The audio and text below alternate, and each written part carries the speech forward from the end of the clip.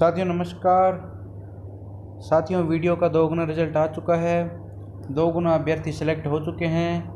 अब सभी के दिमाग में एक ही क्वेश्चन है, आगे क्या आगे क्या आगे क्या। तो साथियों घबराने की कोई बात नहीं है। आगे डॉक्यूमेंट वेरिफिकेशन होगा। डॉक्यूमेंट वेरिफिकेशन के होने के बाद में 1 गुना का रिजल्ट आएगा। अब आप लोग कह रहे हो कि सर ये बात तो हमें पता है, लेकिन दिक्कत तो सर हमें वहाँ आ रही है ना कि डॉक्यूमेंट वेरिफिकेशन कैसे होगा, डॉक्यूमेंट वेरिफिकेशन में क्या क्या होगा। तो साथियों घबराने की ज़रूरत नहीं है, हम आपको सारी डिटेल बता रहे हैं। देखिए साथियों, मैं स्वयं एक LDC हूँ, 2018 सिलेक्टेड। मेरे को भी डॉक्यूमेंट वेरिफिकेशन में ये दिक्कतें आई थी, लेकिन वो दिक्कतें आपके सामने नहीं आए। इसके लिए सारी डिटेल और क्या क्या डॉक्यूमेंट आपको चाहिए, कब चाहिए, सारी इसमें हम बता रहे हैं वीडियो में। देखिए साथियों सर्वप्रथम आपको ये जितने भी डॉक्यूमेंट स्क्रीन पर दिखाए जा रहे हैं वो बता देता हूँ, मेंशन में कर देता हूँ अभी। तो साथियों उसमें क्या है कि जितने भी डॉक्यूमेंट होंगे वो आपको 2 प्रतियों में लाने होंगे, यानी 2 कॉपी उनकी करवानी होंगी। सबसे पहले 10वीं की अंक तालिका एवं सर्टिफिकेट। अब जो नए स्टूडेंट हैं, जो मतलब जिन्होंने 10वीं अब इन 5 7 10 सालों में पास की है, तो उनके सामने एक समस्या आ रही होगी कि सर ये सर्टिफिकेट तो हमारे पास है ही नहीं। सर्टिफिकेट आपके पास है। जो आपकी 10वीं की अंक तालिका है उसको आप कभी पढ़ोगे तो उसमें ऐसा लिखा होगा अंक तालिका में या वह प्रमाण पत्र। तो वो प्रमाण पत्र ही आपका सर्टिफिकेट है। वो एक ही जो आपकी मार्कशीट है उसी के अंदर आपकी अंक तालिका और मार्कशीट, वो अंक तालिका और सर्टिफिकेट दोनों चीज़ें हैं। यही कंडीशन 12वीं में है। 12वीं की अंक तालिका और सर्टिफिकेट आपकी साथ में है।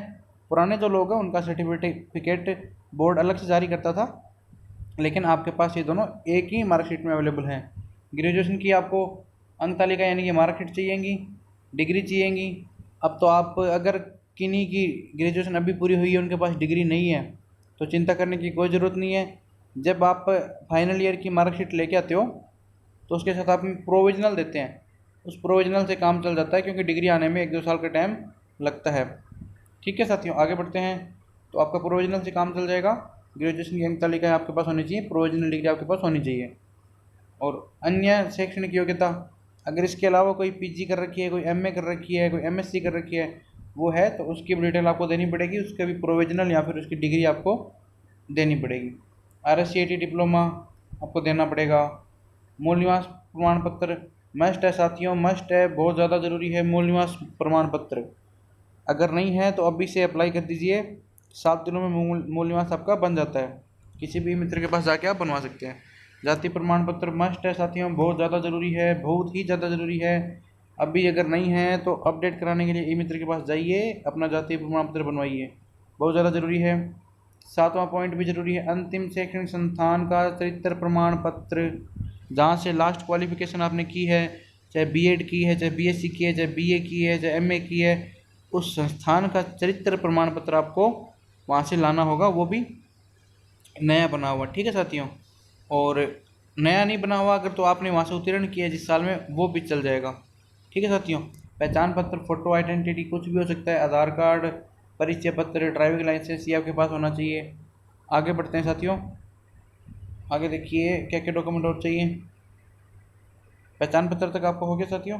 9वां देखिए, आय प्रमाण पत्र ज़रूरी है साथियों। अगर आपने 2.5 लाख से कम की आय भरी है ना, फार्म की फ़ीस कम करवाने के लिए ऑप्शन आए थे बीच में कि 2.5 लाख से कम करने पर फार्म की फ़ीस कम लग रही थी, तो कम लग रही थी तो आपने 2.5 लाख से कम दिखा दी होगी। अब दिखा दी होगी तो उसके लिए आपको आय प्रमाण पत्र की आवश्यकता होगी, और आय प्रमाण पत्र आपको 4 पेज वाला चाहिएगा। ठीक है, कोई भी नोटरी से बनवा लेना आप। और इसके बाद में विवाह का प्रमाण पत्र, ये उन्हीं को देना है जो विवाहित है, जो अविवाहित है उनके लिए मान्य नहीं है। संतान संबंधी घोषणा पत्र सभी को देना पड़ेगा, विवाहित को भी अविवाहित को भी। अविवाहित को इस प्रकार देना पड़ेगा कि मैं भविष्य में अगर मेरे 2 से संतान ज़्यादा नहीं होगी, इसका दावा आपको करना होगा, इसकी घोषणा आपको करनी होगी। विवाह प्रमाण पत्र ये हो गया, 12वां भी हो गया संतान संबंधी घोषणा पत्र। जो विवाह है प्रमाण पत्र, उनका तो मैरिज सर्टिफिकेट हो जाएगा जिनके विवाह किया हुआ है, और संतान संबंधी घोषणा पत्र लग जाएगा कि दिनांक इतने इतने 2-4 के बाद मेरे 2 पुत्र या पुत्रियां या 2 संतान नहीं है। और जो अविवाहित है वो ऐसे दे देंगे भविष्य में मेरे 2 संतान से अधिक नहीं उत्पन्न करूँगा।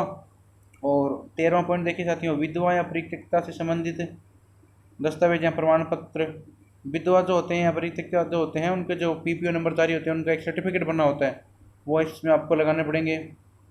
और 14वां देखिए, अब तक पुनर्विवाह नहीं करने का शपथ पत्र भी आपको देना होगा। अगर आप शादीशुदा हो तो आपको एक प्रमाण पत्र और देना पड़ेगा, क्या कि अब तक आपने कोई भी पुनर्विवाह नहीं किया, यानी आपने दोबारा एक से ज़्यादा विवाह नहीं किए हैं, ठीक है। और आगे देखिए 15वां पॉइंट देखिए, पीपीओ। पीपीओ किसके लिए है कि यदि रुकिए साथियों, यदि उत्कृष्ट खिलाड़ी या विकलांग, एक मिनट साथियों रुकिए, जूम करके दिखा देते हैं। अब देखिए, यदि उत्कृष्ट खिलाड़ी या विकलांग हो तो संबंधित प्रमाण पत्र देना पड़ेगा, ठीक है। और उपरोक्त दस्तावेजों के साथ आवेदन पत्र में किसी भी प्रकार त्रुटि होने पर संबंधित त्रुटि हेतु शपथ पत्र। मान लो ये देखिए क्या है, सबसे पहले ये देखिए, यदि उत्कृष्ट खिलाड़ी या विकलांग हो तो संबंधित प्रमाण पत्र देना पड़ेगा आपको, ठीक है। आपने फॉर्म भरते टाइम उसमें विकलांग दर्शाया है या उत्कृष्ट खिलाड़ी दर्शाया है, उसके लिए आपको संबंधित प्रमाण पत्र, वैलिड प्रमाण पत्र आपको जमा कराना होगा। इसके साथ ही उपरोक्त दस्तावेजों में कोई भी आवेदन पत्र में किसी भी प्रकार की कमी है, यानी कि फार्म गलत भरा गया है या फिर मार्कशीट के नेम में गलती है या कुछ और भी अगर आपको दिक्कत हो गई है तो उसका आपको एक शपथ पत्र देना पड़ेगा कि मैं इस डॉक्यूमेंट में मेरी त्रुटि है और इसको मैं समय पर सही करवा लूँगा कुछ समय मांग कर, तो ये भी आपका हो जाएगा, इसमें आपको किसी प्रकार की दिक्कत नहीं होगी।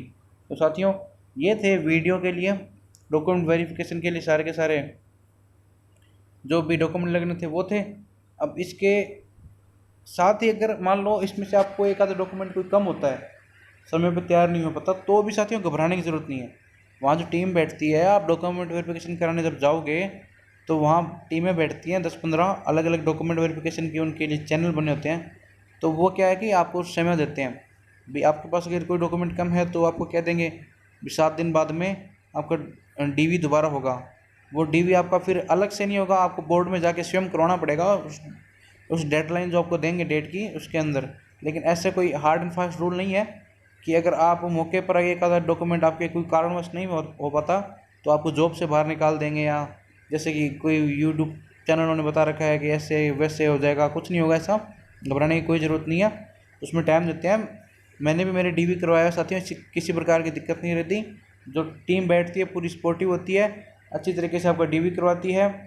वो हाँ, और छोटी मोटी कोई कमी होती है तो वहाँ वो खुद स्वयं भी पूरी करवा देते हैं आपको, तो घबराने की कोई ज़रूरत नहीं है। इसी के साथ साथियों, जय हिंद, जय भारत।